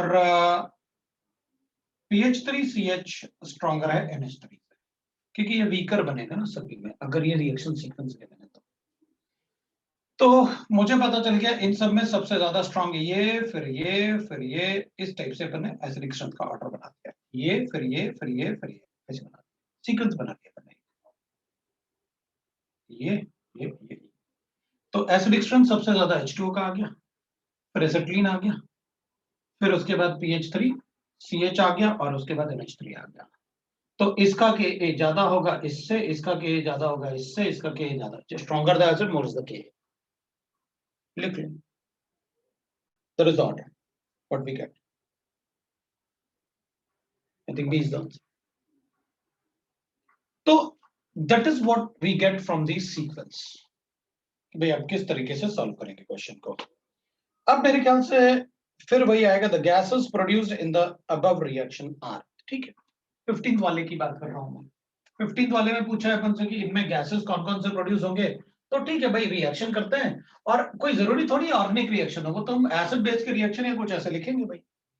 अब देख अपने पास गिवन है CH3 CH2 NH2, एक ही सीरीज, इसको रिएक्ट करूंगा NH4Br के साथ, एक तरीके से HBr हो गया।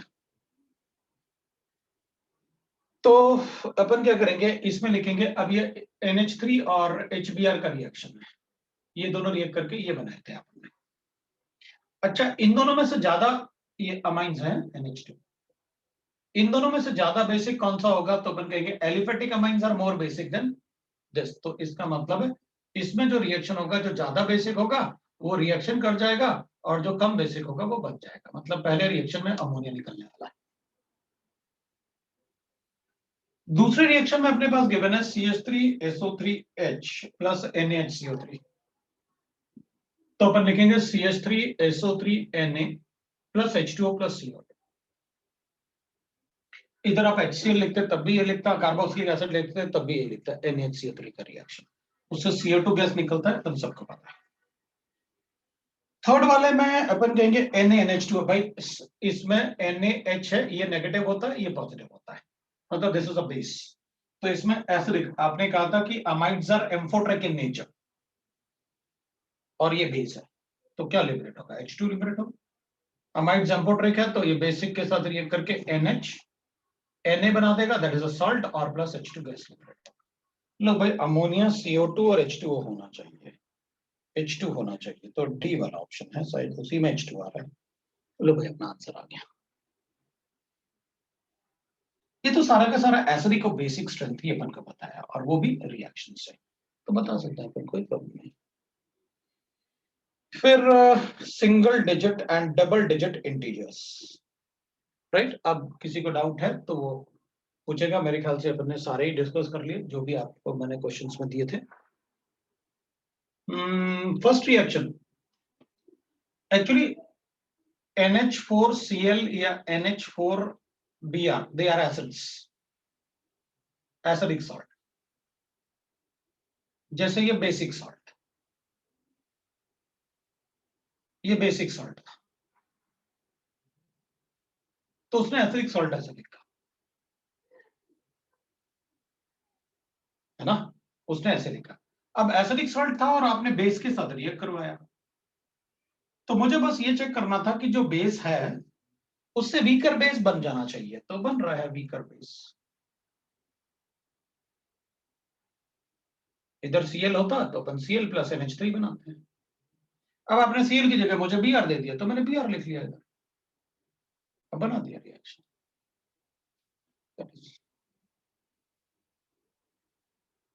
मतलब किसी भी एसिडिक सॉल्ट को बेस के साथ रिएक्ट करोगे तो वो स्ट्रॉन्गर बेस का सॉल्ट बना देगा, बाकी तो आ जाएगा।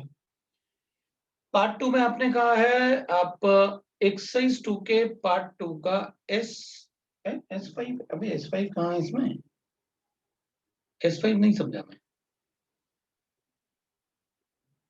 बताओ प्लीज, उसमें S5 कहाँ है यार, ये S5 लिखा कुछ और लिखा, देखना जरा क्या लिखा क्या है, कुछ और लिखना चाहता था तो उससे वो आ गया।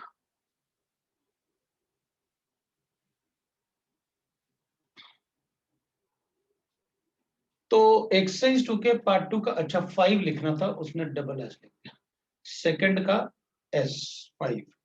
अच्छा statement 5, okay okay okay okay, ठीक है, स्टेटमेंट 5 ठीक है। तो सेकंड का स्टेटमेंट 5 बोल रहा है। सो एक्सरसाइज 2 के पार्ट 2 का फिफ्थ का फर्स्ट के दो कैसे कंपेयर करेंगे बता दीजिए, ठीक है। अच्छा देख, बेसिक स्ट्रेंथ पूछा है तुमसे,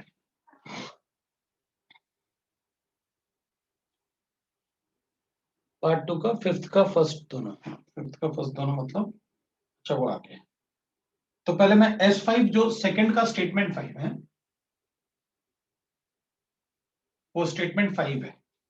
तो S5 में अपन को क्या गिवन ना, बेसिक स्ट्रेंथ बताना है अपन को। एक तो ऐसे भाई है तो टर्शरी अमाइन ना, ये ज्यादा बेसिक होगा इससे, ये तो अपन ने क्लास में ही पढ़ा हुआ है। अगर ऐसे होगा तो वो लोन पेयर, ये बॉन्ड एंगल बड़ा होगा तो लोन पेयर का साइज छोटा होगा, ऐसे अपन ने क्लास में डिस्कस किया हुआ है।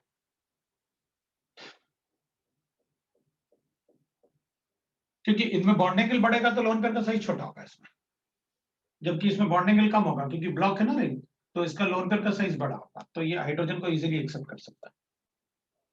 तो ये ज्यादा बेसिक होगा इससे, tendency to accept the proton. Third वाले में इट इज एलिफेटिक, ऑब्वियस सी बात है, C2H5 NH2 है ना, ये तो ज्यादा ही बेसिक होगा, तो वो तो गलत हो जाना चाहिए।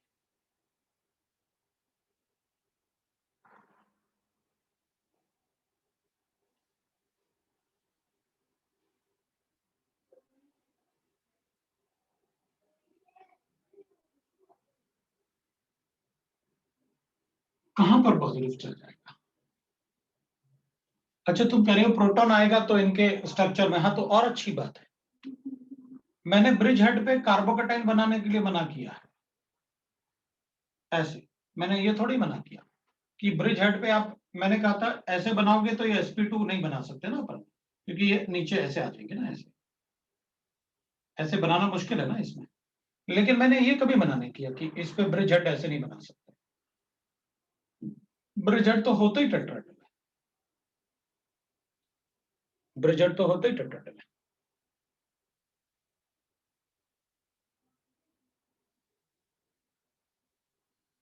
ब्रिज हेड तो होते ही टेट्राहेड्रल है, तो वो तो और अच्छे से हो जाएगा। अच्छा क्वेश्चन नंबर 4 का फिर पूछा है अपन से। क्वेश्चन नंबर 4 का फर्स्ट कंपाउंड तो स्क्वेरिक एसिड है, उसको बताने की जरूरत नहीं, अभी थोड़ी देर पहले अपन ने डिस्कस किया फर्स्ट कंपाउंड, और नेगेटिव चार्ज डीलोकलाइजेशन वगैरह अपन ने डिस्कस किया, दैट्स अ स्क्वेरिक एसिड, राइट। तो वो अपन ने अभी डिस्कस किया है कि स्क्वेरिक एसिड काफी ज्यादा एसिडिक होगा, तो वो अपन ने बताया।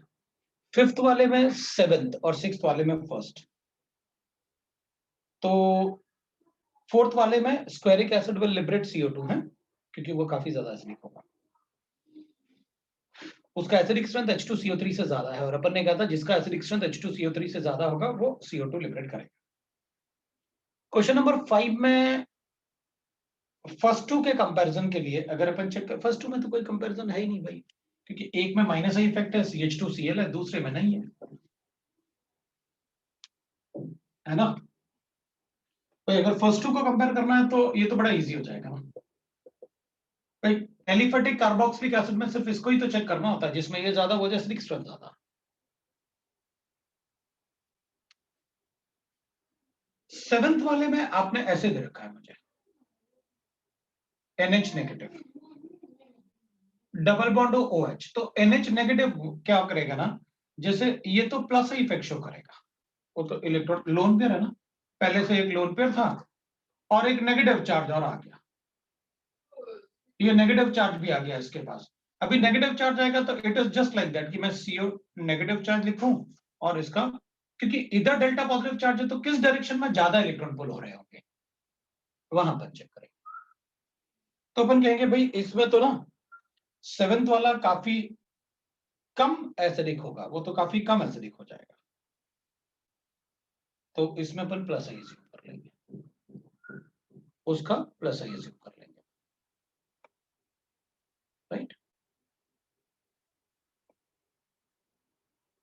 अगर अपन ये कहेंगे कि भाई वो माइनस इफेक्ट, तो अपन कहेंगे इस बॉन्ड में तो आप बोल सकते थे कि माइनस इफेक्ट शो कर सकता है, लेकिन ओवरऑल जो क्लाउड बढ़ेगा ना, उस क्लाउड से ये डेल्टा पॉजिटिव चार्ज भी उस क्लाउड के अंदर होगा। इसका मतलब यहां से ये जो इलेक्ट्रॉन पुल करेगा ना, तो ये जो इन दोनों में जो इलेक्ट्रोनेगेटिविटी डिफरेंस की वजह से जो ये बॉन्ड बन रहा है ना, इस पे डेल्टा पॉजिटिव चार्ज, इस पे डेल्टा नेगेटिव चार्ज, वो इस लोन पेयर के इस नेगेटिव चार्ज के क्लाउड के अंदर होगा। तो अगर ये क्लाउड इसको न्यूट्रलाइज कर दे, तो ये ओवरऑल क्या करेगा, इसको न्यूट्रलाइज कर दिया पूरा, तो carbon will become electron deficient, carbon will become थोड़ा सा इलेक्ट्रॉन रिच बन जाएगा। अगर वो इलेक्ट्रॉन रिच बनेगा तो ओवरऑल उसकी इलेक्ट्रॉन देने की टेंडेंसी अज्यूम करेंगे। तो नेगेटिव चार्ज आएगा तो अपन उसको इलेक्ट्रॉन देने की टेंडेंसी ज्यादा अज्यूम करेंगे, रादर देन कि वो इलेक्ट्रॉन ले वहां से। नेगेटिव चार्ज है ना, अगर सिर्फ NH2 होता तो अपन माइनस ही कंसीडर करते। इट्स मोर इलेक्ट्रोनेगेटिव, मतलब ये ज्यादा इलेक्ट्रोनेगेटिव है, इससे मैं अभी भी बोल रहा हूँ। तो अगर सिर्फ इस बॉन्ड की बात करें तो अपन ऊपर को लगेगा कि नाइट्रोजन इलेक्ट्रॉन पुल करेगा कार्बन से, ऑब्वियस सी बात है, नाइट्रोजन कार्बन से इलेक्ट्रॉन पुल करेगा। लेकिन अगर अपन ओवरऑल क्लाउड की बात करें कि ये नेगेटिव चार्ज के साथ जो क्लाउड होगा वो क्या करेगा, तो अपन कहेंगे प्लस इफेक्ट शो करेगा, क्योंकि ये इससे इलेक्ट्रॉन पुल करने की कोशिश कर रहा होगा, बिकॉज यहाँ पर नेगेटिव चार्ज है ना, ऐसे मीसोमेरिक चल रहा है ना इधर ऐसे, तो इधर पॉजिटिव चार्ज आएगा, उधर नेगेटिव चार्ज आएगा, तो वो पुल करने की कोशिश करेगा, तो ओवरऑल इलेक्ट्रॉन देगा, बेसिक स्ट्रेंथ कम ही होगा उससे, इससे एसिडिक स्ट्रेंथ इसका कम ही होगा बिकॉज ऑफ प्लस इफेक्ट।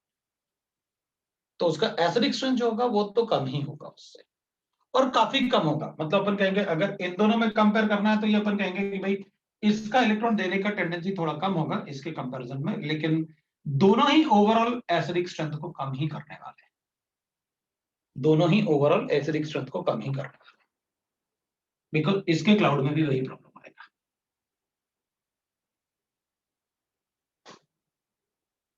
तो अपन को था कि फॉर्मिक एसिड से अपन एक बार कंपेयर कर लेते हैं, अपने पास ये गिवन था, ये गिवन है अपने पास, इसके कंपैरिजन में अपन को बताना था how many of the following is more acidic then formic acid. तो पहला वाला अपन कहेंगे भाई ज्यादा एसिडिक होगा, दूसरा वाला नहीं होगा, थर्ड वाला दूसरा भी प्रोटॉन देना पड़ेगा अपन को, जबकि ये स्टेबल है, और थर्ड वाले में वो प्रोटॉन भी ऐसे अटैच्ड है, कि प्रोटॉन थोड़ा निकालना भी मुश्किल होगा क्योंकि 6 मेंबर ट्रांजिशन स्टेट है, तो ब्लॉक है मतलब, है ना, तो मतलब ये कम ही एसिडिक होगा उससे। लास्ट फोर्थ वाला ज्यादा एसिडिक होगा, उसमें साइनाइड है, फिफ्थ वाला ज्यादा एसिडिक, सिक्स्थ वाला ज्यादा एसिडिक, सेवंथ वाला नहीं होगा, एट्थ वाला ज्यादा एसिडिक। तो मेरे ख्याल से दो ही थे जो नहीं थे, वो 3 और 7 थे, बाकी सारे ज्यादा एसिडिक जो अपन ने बताया।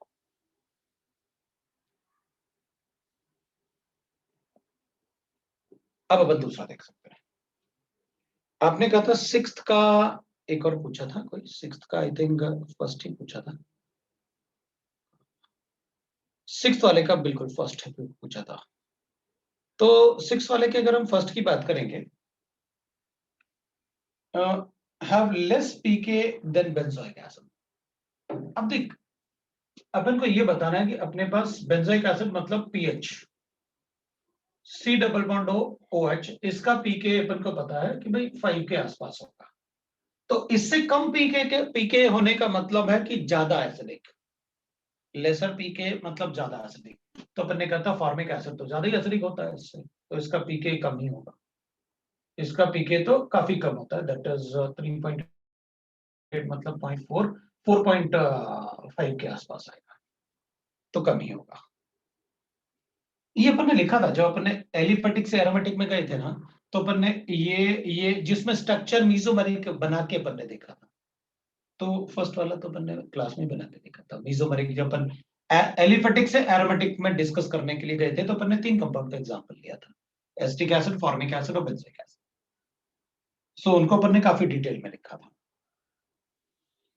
अब इसमें अपन को गिवन है क्वेश्चन नंबर, अपन देख सकते हैं, दैट इज, और देख लो भाई कितना, मतलब कोई और है तो आप बता दो, वरना फिर कोई क्वेश्चन कर सकते हैं अपन, कोई प्रॉब्लम नहीं अपन को, कोई और क्वेश्चन कर सकते हैं अपन। बाकी आप नेक्स्ट क्लास तक सारा, वैसे तो मैंने सारा ही दिया था आपको होमवर्क, मैंने आपको होमवर्क सारा ही दिया था कि आप सारा ही कर लेना होमवर्क। तो अगर आपने होमवर्क किया तो, और कुछ जो भी किया हो आपने, जो पहले वो बता दो। फिर अपन से कह रहा है हमने व्हाट्सएप पे एक क्वेश्चन भेजा है, आप उस क्वेश्चन को कर दो। ठीक है भाई, लेकिन व्हाट्सएप पे क्वेश्चन है कहाँ? अभी आया है।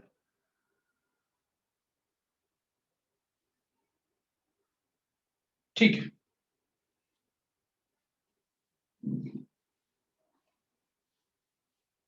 ये क्वेश्चन मतलब ये तो क्लास में मतलब डिस्कस किया है अपन को। अपन ने कहा है भाई इसमें अपन को गिवन था NH32, ये तो क्लास में डिस्कस किया क्वेश्चन है अपना।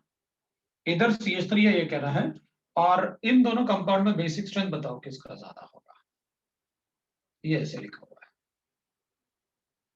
क्लास में डिस्कस किया हुआ क्वेश्चन है, और अपन ने कहा था कि अगर ऐसे होगा तो इनमें SIR इफेक्ट है, और SIR इफेक्ट की वजह से इसका लोन पेयर रिंग के प्लेन में आ जाएगा। अगर लोन पेयर रिंग के प्लेन में आएगा तो इसका डिलोकलाइजेशन बंद हो जाएगा।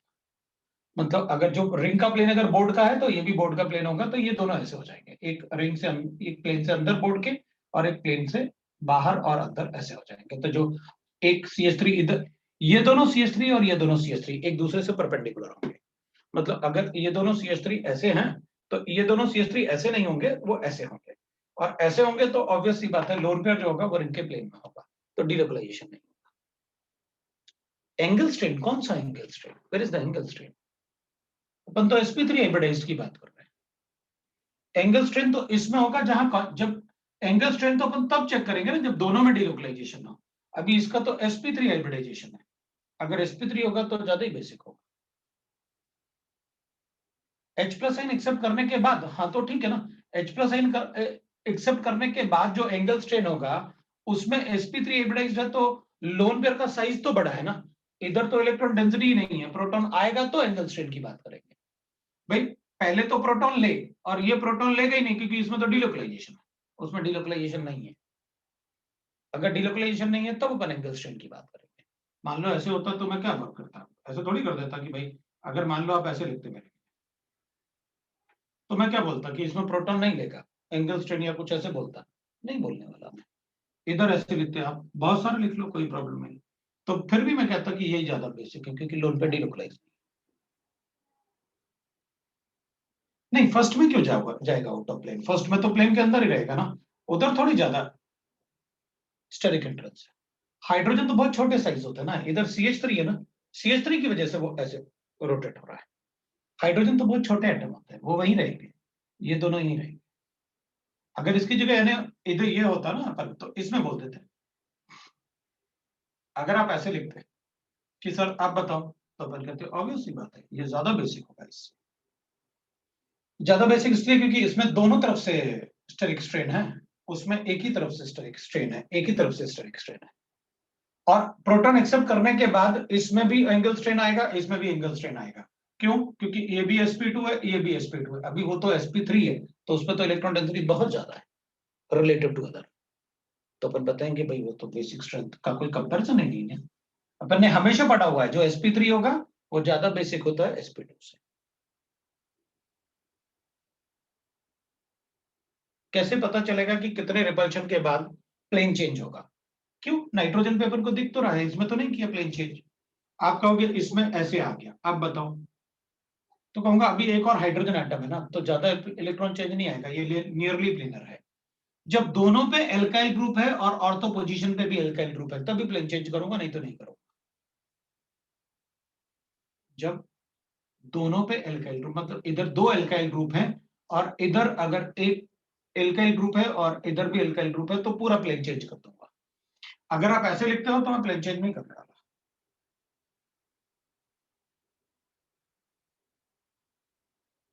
इसको नियरली प्लेनर बता दूंगा, नियरली प्लेनर। मतलब ये ऐसे बोर्ड के प्लेन में नहीं जाएगा लोन, फिर वो थोड़ा ऐसा रहेगा, ऐसा रहेगा तो फिर वो, क्योंकि हाइड्रोजन का रिपल्शन बहुत ज्यादा नहीं होने वाला ना इससे, हाइड्रोजन का वनडोल रिपल्शन नहीं होता ना इसके साथ, ऑर्थो पोजीशन के साथ। तो अपन क्या करेंगे, इसका मतलब इसका लोन पेयर अगर ऐसे नियरली प्लेनर भी है तो भी कंजुगेशन में चला जाएगा, लेकिन अगर ये भी CH3 होगा तो आउट ऑफ प्लेन जाएगा। जैसे अभी थोड़ी देर पहले अपन एक क्वेश्चन कर रहे थे जिसमें उसने अपन से कहा था सर OH है ऊपर, कुछ ऐसे बता रहा था वो, तो अपन ने लिखा था कि देखो यहां पर जो अपन ऐसे लिखते हैं ना COH है, इधर NO2 है, इधर भी NO2 है और इधर OH है ना, इधर भी शायद NO2 ही था और नहीं इधर CH3 था, इधर CH3 था, थोड़ी देर पहले अपन डिस्कस कर रहे थे ना। तो इसमें ऑर्थो इफेक्ट है, लेकिन अपन यही अगर COH इधर लिखते और इधर CH3 लिखते और इधर CH3 लिखते तो इधर भी ऐसा यार इफेक्ट था भाई, इसमें इसका माइनस एम है लेकिन इसका यहां सिर्फ माइनस आई है, माइनस एम नहीं है। क्यों?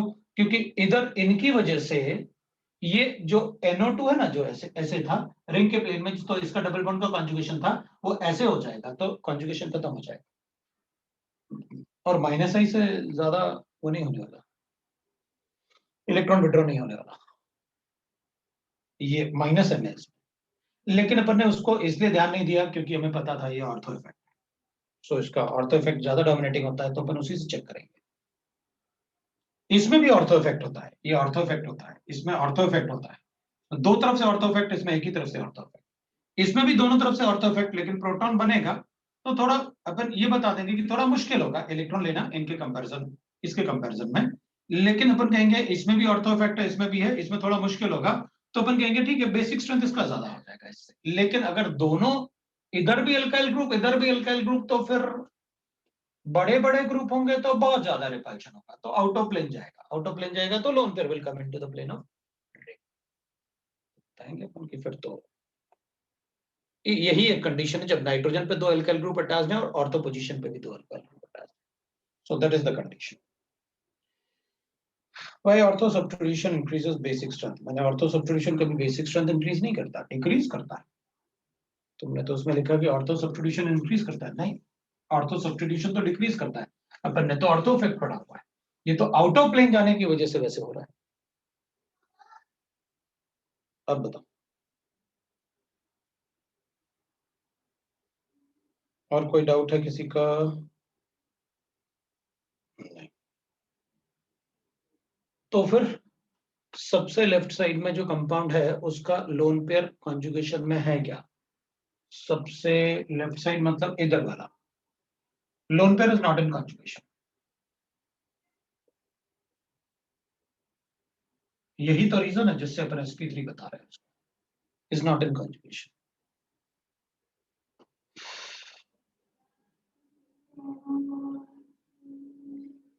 अपोजिट वाला मतलब कौन सा अपोजिट वाला? अच्छा इधर वाला, हाँ हाँ बिल्कुल, तभी तो sp2 लिखा, नहीं तो sp2 क्यों लिखता, कंजुगेशन में है ना।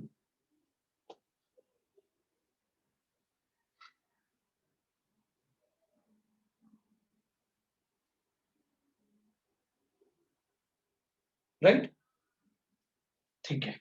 पार्ट 3 का क्वेश्चन नंबर 5, पार्ट 3 में क्वेश्चन नंबर 5 ना, ठीक है। आई थिंक पार्ट 3 का क्वेश्चन नंबर 5, ठीक है। तो क्वेश्चन नंबर 5 देखते हैं ना, पार्ट 3 का सॉल्व किया है तो मतलब अच्छी बात है, मैं तो कहूंगा सारे क्वेश्चन आप सॉल्व कर सकते हो क्योंकि अपन ने सब कुछ ऑलमोस्ट सॉल्व कर ही लिया। इंटीजर टाइप ज्यादा सॉल्व करो, पार्ट 3 वाले ज्यादा सॉल्व करो, पार्ट 4 सॉल्व करो और अब एक्सरसाइज 3 भी सॉल्व करो। अच्छा इसमें अपन को गिवन है ऐसे हैं, ऐसे अपन को कंपाउंड गिवन है, इधर OH है, डबल बॉन्ड है, इधर भी OH है, इधर भी OH है, इसको A हाइड्रोजन लिखा, इसको B हाइड्रोजन लिखा,